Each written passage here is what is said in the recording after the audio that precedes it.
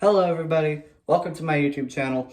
I am your host, Pancakes, and I hope y'all are doing well. I'm going to be releasing a cluster of videos together near the beginning, so y'all always have more to watch of me, always, if y'all ever end up liking me, and I hope you do. So, hope you like this one. Today's video, I'm going to be giving everybody who plays Terraria a rundown of how to craft the Zenith, the most powerful weapon-ish in the game. I'm going to be telling y'all how to get every weapon, where they drop, and rough percentages on how they drop, when they drop. So, hope y'all enjoy. The first sword of the Zenith you will ever get is almost always the Copper Short Sword. The Copper Short Sword is a meme among the Terraria community as being the starter weapon and, in some people's opinions, the worst weapon in the game. So, the Copper Short Sword can easily be obtained in 3 different ways. 1, you can start up a character in Classic, Expert, or Master mode, and you'll spawn with one. If you're a person who wants to play Journey mode, that is completely fine. But you will start with an Iron Short Sword instead. So, the second way to get the Copper Short Sword is to go down underground, mine some copper, and then it only requires, I think, 5 bars to craft. So that's easy. Now, you may be wondering, what if I have a tin world? Well, that makes it a little harder, because in a tin world, you can't get copper. So what I suggest is do everybody's favorite task in the whole game, fishing. Now, copper actually does come easy from fishing, so you only need a couple of crates, and this can be done pre-hard mode. So, Copper Short Sword, easiest to get. Second sword I want to go over is the Enchanted Sword. Now, I have not actually gotten the Enchanted Sword myself, and it is extremely hard to get. What you're going to want to do is you either have to look underground for an Enchanted Sword Shrine, which are hard enough to find on their own, or open gold or titanium crates, and there's a 1 in 50 chance you'll get it. Now, if you're going to go after the Sword Shrine method, I do not suggest you pick a large world. Now, some of y'all may be wondering, why not a large world? A larger world will give me a higher chance of having a sword shrine. That is actually not the case. Large worlds actually have a chance of having no sword shrines.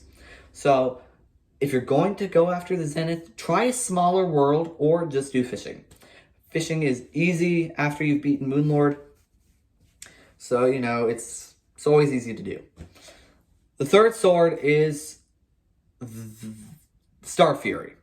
Now, the Star Fury is easy enough to get. What you gotta do is you just gotta go into the Sky Islands, try not to get killed by harpies, look in the chests, and if there's anything other than the Star Fury, well, just go find more islands. If there's a Star Fury, good, you're done. Now, if you somehow manage to not have a Star Fury in your world, which I think is impossible, but if the chance arises, you're going to have to do more fishing. You can get a Star Fury out of sky crates, so just keep opening those and you'll get it, because there's always a sky lake in your world. The fourth sword, and I believe the last sword you can get, second to last sword you can get, last sword you can get pre-hard mode is the Beekeeper.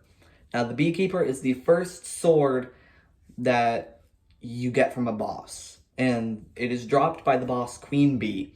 And I believe there is roughly a 12%, I think, chance of her dropping it. So those are all the swords of pre-hard mode that you can get for the Zenith. Now, on your journey, I suggest you get the Fiery Greatsword, Blade of Grass, Muramasa, and the Blood Butcher or Lightsbane. Sorry. Now, craft all those together at a Demon Altar, and you get the Knight's Edge. Knight's Edge is important for later, so keep it in your chest. Now that we move on to hard mode, the first sword you get in hard mode is after Plantera. You get the Seedler. The Seedler has an 11 point something chance of dropping from Plantera, so keep grinding her out if you need the Seedler. Now, while you're at it, you can grab the Excalibur, which is pretty simple. Take Halid bars from any of the 3 mech bosses, Twins, Skeleton Prime, or Destroyer. put them on an orichalcum or mithril anvil, you'll get an Excalibur. So keep that one for later too, just like the Knight's Edge. So after you get the Seedler, you're gonna have to, beat Golem, because I'm pretty sure there's no more swords before Golem. After you defeat Golem, a whole bunch of sword options open up. You can go after the Terrablade. The Terrablade used to be the strongest weapon in the game after the Zenith got released, so it always holds a dear place in most melee players' hearts. How to get the Terrablade is actually kind of complicated, so I'm going to go over it. First, you'll need your Knight's Edge and Excalibur from earlier. You mine chlorophyte in the underground jungle, 24 bars, combine it with the Knight's Edge, you'll get the true Knight's Edge. Get, I believe it is a Broken Hero Sword, or, not 100% sure, I think it's a Broken Hero Sword. If I'm wrong, please tell me in the comment section, not 100% sure.